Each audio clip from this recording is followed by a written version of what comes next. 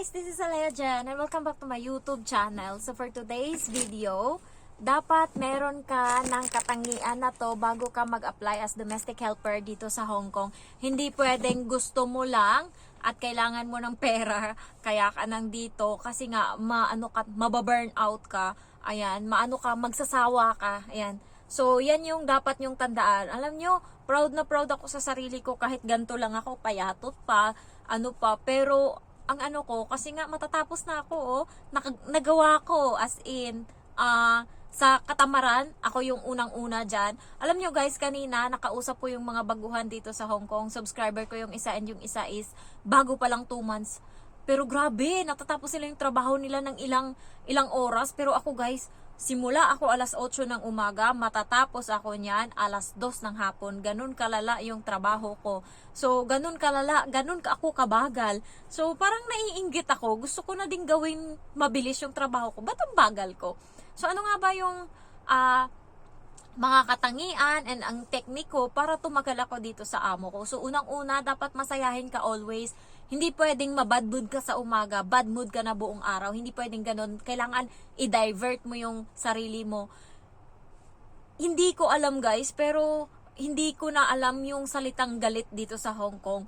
Nandun yung pakumbaba always. Nandun yung iniisip ko para sa pamilya, para sa pangarap. Always alam niyo, always kong nilulook forward is yung bahay ko. Ano kayang mukha nun pagtapos na?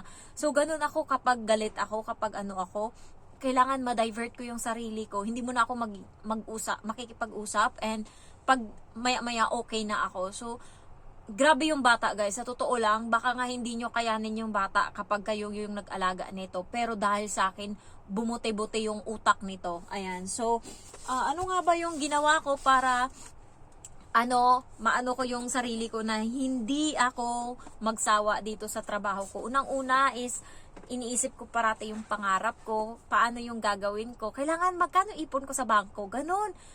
Minomotivate ko yung sarili ko, and meron akong notebook, mahilig ako sa notebook, meron akong 5 notebook sa taas, and lahat yan, paulit-ulit kong ginagawa.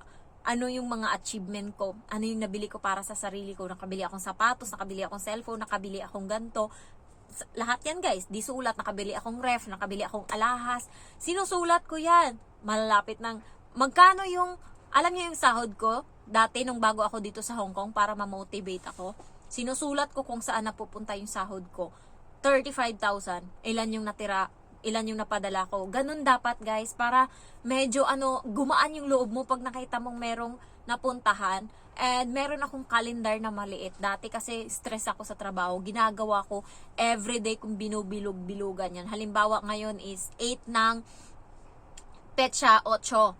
Ginagawa ko ngayong gabi, pagkatapos ko lahat-lahat and patulog na ako, bibilugan ko yan or i-check ko. Ibig sabihin, na-survive ko yung araw na yan. Sa isang buwan, tas matapos ko na yan lahat i-check, sa pinakababa, kasi tapos na yung buwan, may nakalagay dyan, yay! Or, I did it! Good job! Ganun. Minomotivate ko yung sarili ko. Kailangan always mong yung sarili mo, and always akong nagpe-pray kay God every night and every morning na, Lord, sana ngayong araw, hindi ako makabasag ng kahit anong gamit dito sa loob ng bahay, hindi ako makasira, ganyan. Always akong nagpe-pray, and by God's grace, ako, 12 months na akong hindi nakabasag ng gamit. Ganun ko, last na basag ko is yung pitchel, and I think 299 ata yung bili ng amo ko dun. Parang sabi ko sa sarili ko, last na to, kailangan hindi na ako makabasag uli. Kasi ang mahal-mahal nung isa kong nabasag, yung Le Creuset na tasa, pero hindi nila pwedeng pabayaran sa akin. Alam nila kung anong alam ko. Alam nila na alam ko lahat. So, hindi nila ako magawang lansihin or utakan. Alam nila kung ano yung rules ko. Bago pa lang kasi ako dito sa Hong Kong, inano ko na sa amo ko, sabi ko yung kaibigan ko, sinalbahe siya ng amo niya, kaya naghanap kami ng agency sa Central. Sabi niya, anong agency? Sabi ko, employment agency. 2 yun dun eh. Sabi ko ganun. Doon sa may exit, sinabi ko talaga, para alam niya na alam ko. Kaya wag mo kong ginagago kasi anytime pwede ako makapag-apply kung anong mangyari sa akin. Ganun talaga guys. Dapat mautak ka. Dapat alam niyo yun. Alam nila na alam mo yung batas para hindi ka nila naaabuso. Yan yung isa sa mga din para may ilangan kayo ba? may respeto sila sa iyo and may respeto ka din sa kanila. Ganun ako, ano lang, respetuhan lang tayo. Kasi ang parati kong sinasabi sa bata, naririnig din yan nila sa CCTV. Parati kong sinasabi, serbisyo ko lang binabayaran nyo dito. Huwag mo kong masaktan-saktan, hindi yan kasama sa binayaran mo. Ginaganon ko talaga yung bata. Kaya ano din ang amo ko na ano din ako vocal din ako magsalita. Lalo pag kagalit ako, wala akong sinasanto. Buti nga kamo dito sa amo ko. Tumagal na ako ng ilang taon. 1 year and 9 months. March, April, May, June. 9 months na. 1 year and 9 months. Sa amo ko sa Pinas, sa karinderya, puro ako lumayas. Sa una kong amo, nung 16 years old ako or 17, lumayas din ako doon kasi nga nakipag-away din ako sa amo ko. Sa pangalawang amo din, lumayas din ako. Puro lang ako isang taon. Nakikipag-away din ako sa last na amo ko na karinderya din. Lumayas din ako kasi nakipag-away din ako. Hindi lang ako nakipag-away lang ako sa company, sa mga manager, pero hindi nila ako kayang tanggalin kasi nga top 1 ako sa pinakamagaling. Kaya pinapatawad ako always. Kaya ako na lang nag-give up, nag-apply na lang ako dito. Baka ako na yung maburyong doon. So, yun, hindi na ako napalayas. Pero lahat guys is, wala akong sinasanto, lalo pagkagalit ako. Dati kasi hindi ko na-hold yung emotion ko. Pero ngayon, kaya ko nang kaya ko. Kapag galit ako, saglit lang. I-ano ko lang yung sarili ko, i-divert ko yung sarili ko na hindi ako dapat magalit. And next is, kailangan, ka dito, may tiyaga ka. Aside sa pasensya, dapat may tiyaga ka sa trabaho mo. Dapat masipag ka din guys. And by the way, most of all na kailangan magaling ka or kailangan is pagluluto. Pag masarap ka magluto, kahit papano, plus points yun sa kanila. And by tips para magustuhan nila, mga amo dito is ayaw ng maaalat. Kung sa atin masarap yan, hindi sa kanila. Kasi nung nakaraan nagluto ako ng ginisang baboy na nilagyan ko ng beans, para sa akin masarap, sobrang sarap. Pagdating sa kanila sobrang alat. Kaya lesson learned, tabangan nyo pa ng konti. Konti lang yung ilagay nyong asin or konti lang. Kasi wala talaga, ayaw nila ng maalat. And next is, dapat smiley face ka always. Yung kahit galit ka or pagod ka, umiyak lang ako sa CR guys. Sa kwarto, hindi ako makaiyak. Matapang ako dito sa kwarto ko. Pero dito ako naglalagay ng sama ng loob. Tumatawag ako sa kapatid ko para ma-release yung nararamdaman ko. So, ganun yung ginagawa ko. Pero, sa is, hindi nila ako nakita. Umiyak lang ako nung nakaraan, hindi ko na kaya. Natakot ako nung nakasira ako doon sa bahay ng matanda. Nakakatakot yung matandang lalaki, kahit yung amo kong babae, galit takot. Nakasira ako nung religious nila na something, yung dingding, tapos may nakasulat na mga Chinese, tapos paghila ko ng upuan na sagi doon, matagal na yun ako lang yung nakasira talaga, ako lang yung so grabe. At pinipigil ko yung iyak ko, nagsusorry ako, tapos nagsasalita siya ng Chinese, sorry, ganun.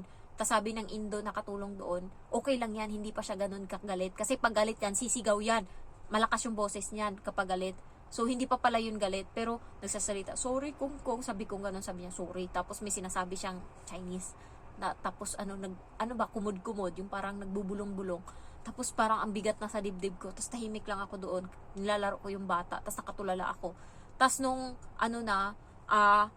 tinawag ako ng amo kong hindi ako makakain sa kusina nung pinapakain ako, nakatulala ako doon, hindi ako makakain ng tama.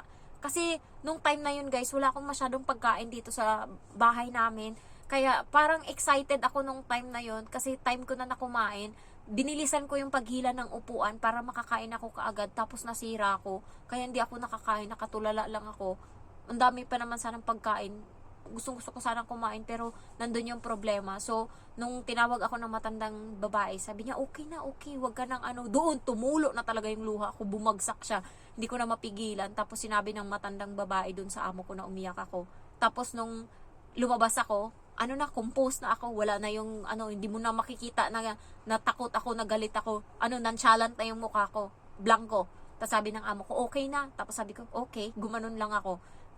Kailangan kong yung sarili ko. Pero pag uwi ko sa bahay, sinabi ko yun sa kapatid ko, umiyak ako. Kasi dapat guys, mayroon kayong pamilya na masabihan ng problema nyo. Hindi pwedeng wala. Kasi doon kayo mai-stress. Kasi lalo pag ang pamilya sa Pinas, ang binibigay din sa'yo is problema, stress. Ay, baka maisip mo na talagang tumalon. Meron din ditong OFW na sinabi niya sa sarili niya na gusto ko na lang mamatay kasi sa dami ng problema niya sa Pinas. Kaya dapat yung mga pamilya niyo sa Pinas, alam dapat yung code ba na dapat pagka stress na kami dito, wag niyo naman dagdagan. Kaya sinasabi ko sa kapatid ko, nag-aaway-away sila doon, away sila ng mama ko. Sabi ko, kayo, buti kayo dyan, away lang problema nyo, away lang ginagawa nyo. Kami dito, marami kaming problema, madami kaming trabaho, tapos yung problema nyo dyan, ibabato nyo sa amin. Kaya yung kapatid ko na nahimik yun, kasi ginanon ko. Stress na kami dito, binibigyan nyo pa kami ng stress, ganun.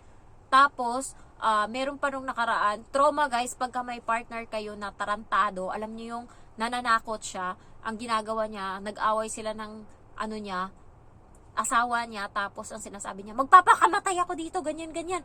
Tapos, sinabi niya talaga, uy, nagchat, alam mo yung abno, nagchat na, uy, si wala na, patay na, ganyan, nagpakamatay. Siyempre, yung nandito, yung utak, alam niyo yung ma-stress ka talaga, lala talaga. Tapos malaman-laman mo, sunod na araw, hi be, kamusta ka na? Pagka ganun yung asawa niyo or jowa niyo, hiwalayan niyo na yan, may saltik yan, abno yan. Pagka ganyan, naiinis ako sa ganyang lalaki, yung torture yun sa inyo guys. Alam niyo yung torture yun sa sarili niyo, sa utak niyo.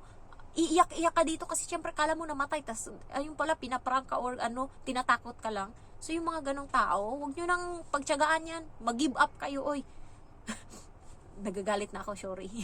Next na, dapat katangian mo na meron ka dito, masayahin, magaling ka dapat magluto ha, and dapat malinis ka sa bahay, masinop ka, and huwag kang burara. Alam mo yung, isa yan sa kinaka-terminate ng nakasabay ko dito na flight na babae. Maburara siya sa loob ng bahay. Kasi nung nandun kami nga sa bahay, kasi pinatuloy ko sila ng gabi bago yung flight namin kinabukasan. Kasi galing silang Mindanao, so wala silang matulugan. And taga Maynila ako. So para wala nang tipid na. Hindi na sila gumastos sa hotel. Dalawa kasi sila. Pinatira ko sila sa bahay, isang gabi. Hay naku, ang burara, sabi pa sa akin. Gusto ko ng mainit na tubig. Sabing ganun. Syempre, wala kaming termos. Sabi ko, sige, mag-init ako.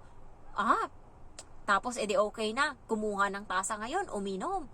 Hay nako, natapos na lang kami, nag-flight na lang kami, umalis na lang kami ng bahay. Yung tasa, hindi niya nilagay dun sa mesa or sa lababo. Saan niya nilagay? Doon sa gilid, sa may ref. Sa taas ng ref niya pinatong. So, that kind of attitude. Doon pa lang sa Pinas, burara ka na. Pagdating dito sa Hong Kong, unang amo niya, 9 days lang siya. Pangalawang amo niya, 15 days. Pinalayas uli siya, guys.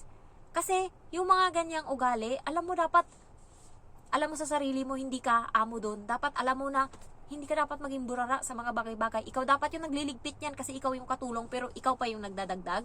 So, yun, yung mga dapat masinop kayo, malinis kayo sa bahay, hygienic kayo dapat sa sarili nyo. Ayaw nila, especially dito sa Hong Kong, mga amo dito, ayaw ng may amoy anghit o amoy dyan, ayaw nila yan. Kaya dapat malinis kayo ha. Dapat naliligo kayo.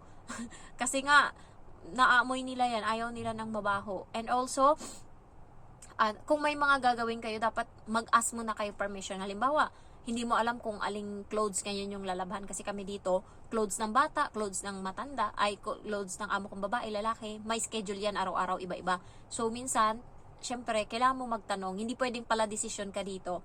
And also, guys, pag naglalakad kayo sa daan, kasama mo yung alaga mo, hawakan nyo siya, huwag nyo hayaang tumakbo yan kasi kung anong mangyari dyan, resgo nyo or sagutin nyo talaga. So, for now, ayan lang yung masasabi ko kung bakit ako tumagal kasi nga, piniplay ko din yung bata. Alam nyo, pinaka number 1 weapon talaga para tumagal ka is yung bata. Kuha mo yung loob. Yung bata, patay na patay sa'yo. Yung bata, gustong gusto ka. Ganyan yung alaga ko sa akin. Gustong gusto ako ng alaga ko. Mas takot ba yun sa akin kaysa sa amo ko? Dalawa sila, hindi takot yun sa kanila. Pag ako nagsabi, itulak mo kasi. Ganun, ginaganon ko yan minsan. Pabebe ka iyak ng iyak dyan Ginaganon ko yan, kahit nandyan yung amo ko. Ayan, naniniwala. Pag iiyak-iyak yan siya, brabing malakas, titignan ko lang yan siya. Nagugulat yung amo ko, ba't tumigil yung iyak yung bata? Tapos tumingin ako, ngumiti ako sa bata, tumigil yung iyak. Tapos sabi ko, itulak mo yung ngipin mo. Tulak mo ng dila. Ginanon ko. Tinulak ng dila, nahulog yung ngipin. Kasi umiiyak yung bata, kasi yung ngipin niya, pag toothbrush niya, nasagi niya ba, paano na yun, patanggal na. So ngayon, malapit na, talagang isang tulak na lang ng dila. Tapos sila iiyak yung bata, tapos sila, ganun din, parang iiyak din yung reaction, hindi hindi nila alaman ng solusyon. Pumasok ako doon. Sabi ng amo kong babae, nangingi ng tulong, matatanggal na yung ngipin niya, ganun. Tapos sabi ko, tumigil yung bata, tumingin sa akin. Tapos ngumiti ako sa kanya. Sabi ko, you can do it. Sabi ko ganun sa utak ko. Ginanon ko siya. Tapos sabi ko, tulak mo ng bibig mo. Itulak mo ng dila mo. Sabi ko ganun. Tapos sabi ng nanay, itulak mo. Tinulak ng bata. Nahulog yung ngipin. Diba? Parang mga ing-ing din tong mga amo ko. Kaya gustong-gusto nila ako kasi kalma lang ako. Pag may sakit yung bata, katulad nung nakaraan, hindi makahinga yung bata. Nagrereklamo. Tapos, hindi sila makakuha ng solusyon. Pinapunta nila yung bata sa kusina. Jen, masakit yung ano ko, anong gagawin ko? Sabi ng bata, ako pa bata pa, ako sila matatanda na. Sabi ko, uminom ka ng tubig, baka may naano lang dyan. Pinainom ko ng tubig, may na okay na. Kaya ayun, kailangan ng mga amo dito is maaasahan. Kaya dapat ganun kayo and presence of mind always. Thank you guys for watching. Maglalaba pa ako pero ito ako nagbablog. I love you all. Bye-bye.